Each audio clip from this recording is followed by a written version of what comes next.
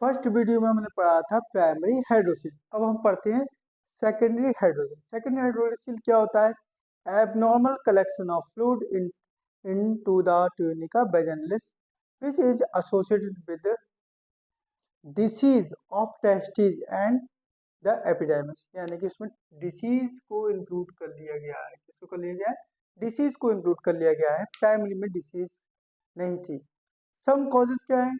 First है एपिडेमोऑर्चाइटिस, second है syphilis of testis, third है filaria of the testis, fourth malignant disease of the testis, fifth trauma यानी कोई accidental case या फिर किसी वजह से हो जाता है। नंबर 6 लिम्फेटिक ऑब्स्ट्रक्शन भी हो सकता है इसका कारण। अब हम पढ़ते हैं क्लिनिकल फीचर्स क्या होते हैं। Secondary hydrocele usually small and lax होता है। मैनेजमेंट देखते हैं, same as primary hydrocele except management, यानी कि इसमें मैनेजमेंट अलग क्यों है? क्योंकि इसमें क्या है? डिसीज है। उसमें कोई डिसीज नहीं थी, मैनेजमेंट है, यानी कि इसमें कोई डिसीज आ रही है उसका मैनेजमेंट हमें करना होगा। अब हम पढ़ते हैं एपिडेमोऑर्चाइटिस। एपिडेमोऑर्चाइटिस होता क्या है?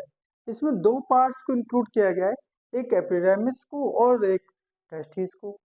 तो हम इसमें इन्फ्लेमेशन हो रहा है, तो एपिडेमियोटिस मींस इन्फ्लेमेशन ऑफ एपिडेमिस, यानी कि एपिडेमिस में जो इन्फ्लेमेशन होगा तो इसे एपिडेमिटिस बोलते हैं।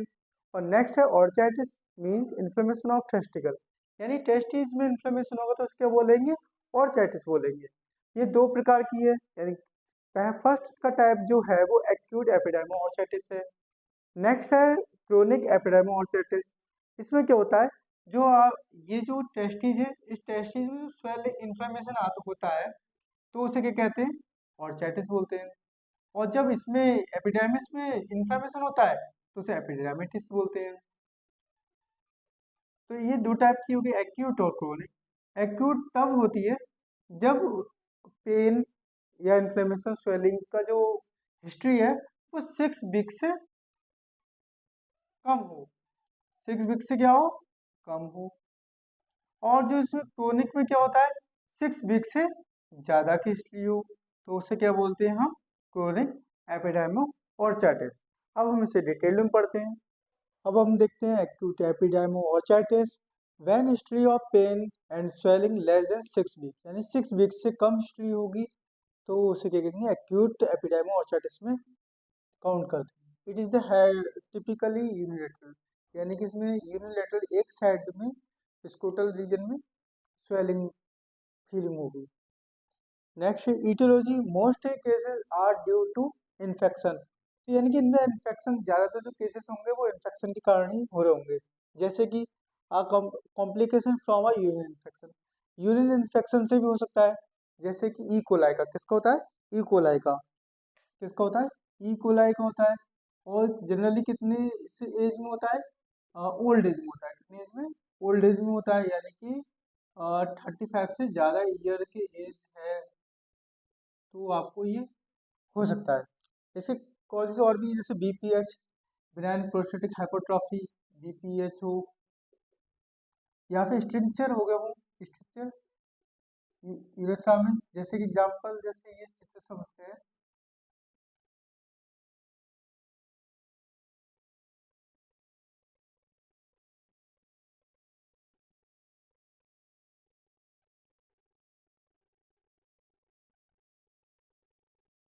ये क्या है?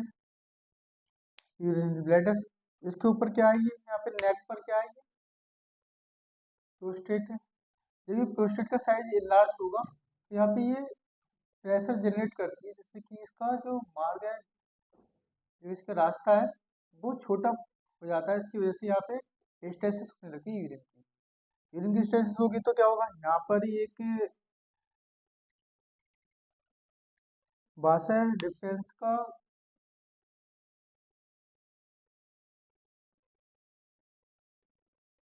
ओपनिंग होती है, जिस कारण यहाँ का ईकोलाई इन्फेक्शन होता हुआ यहाँ से कहाँ तक जाता है? एपिडर्मिस में आ जाता है और फिर किस में चला जाता है? टेस्टिस में चला जाता है। किस में चला जाता है? टेस्टिस में चला जाता है। दूसरा आ जाता है स्ट्रक्चर बन गए यहाँ पे, स्ट्रक्चर बन गई यूरेथ्रा में, तो क्या होगा? तब भी यूरिन को पास होने के लिए थोड़ी रुकावट पैदा होगी, उसकी वजह से यहाँ पे स्टेसिस होगा, तब भी यहाँ पे इकोलाई का ज़्यादा एक्युमुलेशन होने लगेगा, और वो कहाँ से रहेगा, वहाँ से डिफरेंस होते हुए कहाँ चला जाएगा, एपिडेमिस, एपिडेमिस से टेस्टिस तक चला जाएगा। अब हम देखिए सेक्सुअल ट्रांसमिटेड इन्फेक्शन, ये कैसे होता है, नेसेरिया गोनोरिया से होता है जनरली, ये यूरिनरी ट्रैक्ट को इन्फेक्टेड करता है। फिर देखते हैं mumps virus, mumps virus common है, यदि किसी यदि हम देखते हैं तो 5 पेशेंट हैं कोई मम्प्स वायरस के, तो उसमें से कम एक को तो एपिडेमोऑर्चाइटिस हो जाती है। नेक्स्ट हम देखते हैं ये किससे होती है, ये ब्लड स्ट्रीम से होती है, किससे होती है, ब्लड स्ट्रीम से हो जाती है, यानी कि ब्लड स्ट्रीम से होता हुआ वायरस कहाँ तक चला जाता है, टेस्टिस तक या एपिडेमिस तक चला जाता है। फिर हम देखते हैं an operation to the prostate और यूरेथ्रा, कोई भी ऑपरेशन होता है प्रोस्टेट का या यूरेथ्रा का, तो उसमें जो इंस्ट्रूमेंट यूज़ किए जाते हैं, तो हो सकता है कंटामिनेटेड इंस्ट्रूमेंट यूज़ करने से इसमें इन्फेक्शन हो जाए कोई। फिर मेडिकेशन होती है, एमेडोरॉन होती है, एक हार्ट की रिदमिक मेडिसिन है, जिसकी डोज जनरली कितनी होती है, 200 mg होती है, पर इसे यदि बढ़ाकर 400 से 800 mg तक कर देते हैं, तो इसके साइड इफेक्ट क्या आता है, एपिडेमोऑर्चाइटिस हो जाती है। फिर second uncommon cause, uncommon TB, tuberculosis bacteria आता है ना, जो टीबी कॉज करता है।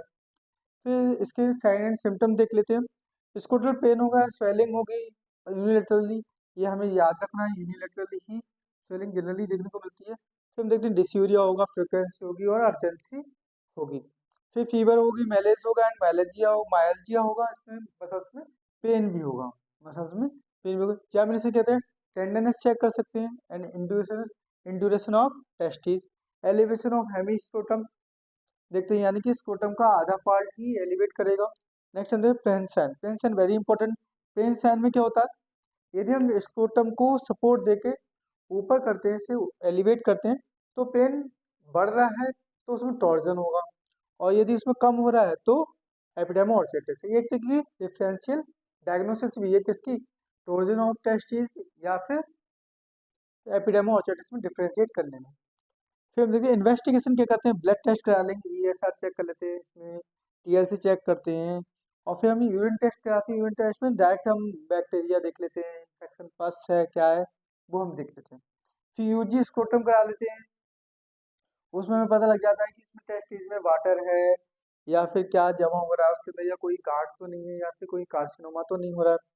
फिर देखिए कॉम्प्लिकेशन क्या है, collection of pus due to infection, infection हो गया तो उसमें पस कलेक्ट हो सकता है, जिससे क्या फॉर्मेशन होता है, पायोसील फॉर्मेशन हो सकता है, एब्सेस बन सकता है।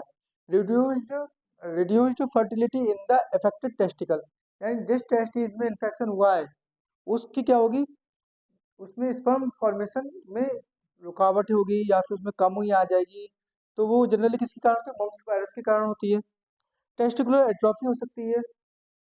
फिर हम इसमें में देखते हैं मैनेजमेंट, मैनेजमेंट क्या कहते हैं, स्क्रोटल सपोर्ट देंगे, आपको बताया था मैंने कि यदि स्क्रोटल रीजन को उठाने पर, एलिवेट करने पर यदि पेन कम हो रहा है तो क्या है, एपिडेमोऑर्चाइटिस है, तो इसमें सपोर्ट देके ऊपर उठाएंगे, स्क्रोटल सपोर्ट देंगे, आइस पैक की यूज कर सकेंगे एनाल्जेसिक दर्द के लिए, एंड एंटी इन्फ्लेमेटरी एजेंट कर सकते हैं इन्फ्लेमेशन कम करने के लिए।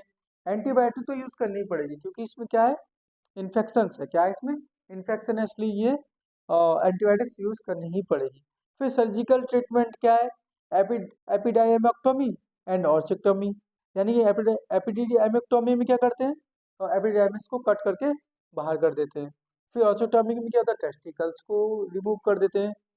ये सर्जिकल मेथड्स है। अब हम देखें क्रोनिक एपिडेमोऑर्चाइटिस, इसमें क्या होता है, when symptoms more than 6 week से ज़्यादा हो चुके हों, तो उस कंडीशन को हम कहते हैं क्रोनिक एपिडेमोऑर्चाइटिस।